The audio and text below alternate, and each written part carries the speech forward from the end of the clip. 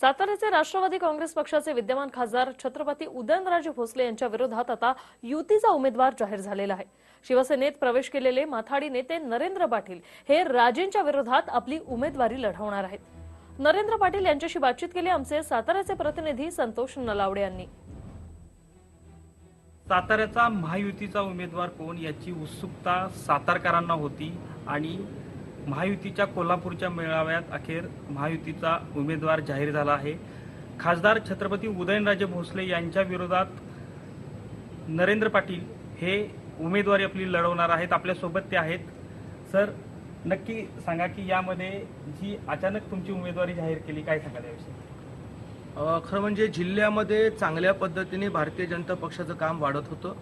वेगवेगळ्या निवडणुकीच्या माध्यमातून भारतीय जनता पक्ष कुठेतरी आता बरोबरीमध्ये चालला होता आणि म्हणून भारतीय जनता पक्षाच्या लोकांच्या लक्षात आलं, कार्यकर्त्यांना, की आम्ही या ठिकाणी निवडणूक एकत्रपणे जर लढलो तर साहजिकच आहे सातारामध्ये आम्ही एक विजय त्या ठिकाणी प्राप्त करू शकतो।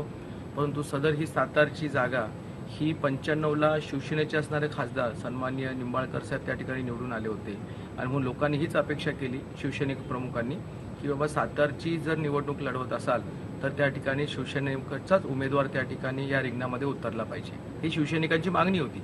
आणि म्हणून राज्याच्या मुख्यमंत्र्यांनी आणि उद्धव साहेब ठाकरेंनी हा निर्णय घेतला की आम्हाला 40 खासदार ह्या महाराष्ट्रामधून भारताचे पंतप्रधान मोदी साहेबांकडे आम्हाला पाठवायचे असताना कुठेतरी 2 पावलं पुढे मागे सरकूया।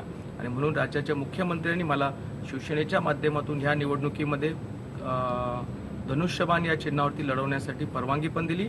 त्याचबरोबर याच धनुष्यबाणाच्या माध्यमातून परत एकदा 95चा विक्रम आम्ही 2019 मध्ये करू इच्छितो आणि त्यासाठी या जिल्ह्यातला सर्व शिवसैनिक आता खंबीरपणे माझ्या पाठीशी उभा राहिलेला आहे। अंतर्गत राष्ट्रवादीचा देखील काही प्रमाणात उदयनराजेंच्या बाबत नाराजी काही पदाधिकाऱ्यांची असेल, काही आमदारांची आहे, याबाबतचा काही फायदा तुम्हाला होऊ शकतो का? मी आज सर्व जनतेच्या विश्वासाने या ठिकाणी निवडणुकीमध्ये रिंगणामध्ये उतरलेलो आहे। राष्ट्रवादी काँग्रेसमध्ये काही नाराजी आहे का नाही ही मला एवढी प्रत्यक्षामध्ये कल्पना नाहीये, परंतु लोक जर नाराज असतील तर मतदानाने मला त्या ठिकाणी निवडून देतील आणि आपली नाराजी व्यक्त करतील, असं ठामपणे मला मतदारांकडे आणि सातारकरांकडे विश्वास आहे। हे होते महायुतीचे उमेदवार नरेंद्र पाटील। यांच्या मते एकच सांगणं आहे की हे जे आव्हान आहे ते सातारकरांच्या माध्यमातून मी आता तयारी सक्षम दाखवली आहे आणि एकूणच येत्या निवडणुकीमध्ये मी सक्षमपणे छत्रपती उदयनराजे भोसले यांच्या समोर उभे राहणार आहे। Cameraman Mahesh Santosh Nalawade, TV9 Marathi, Satara. हा व्हिडिओ तुम्हाला आवडला असेल तर असे आणखी व्हिडिओ पाहण्यासाठी TV9चं YouTube चॅनल सबस्क्राइब करा, बेल बटन दाबा। ताज्या घडामोडींसाठी लॉग ऑन करा tv9marathi.com।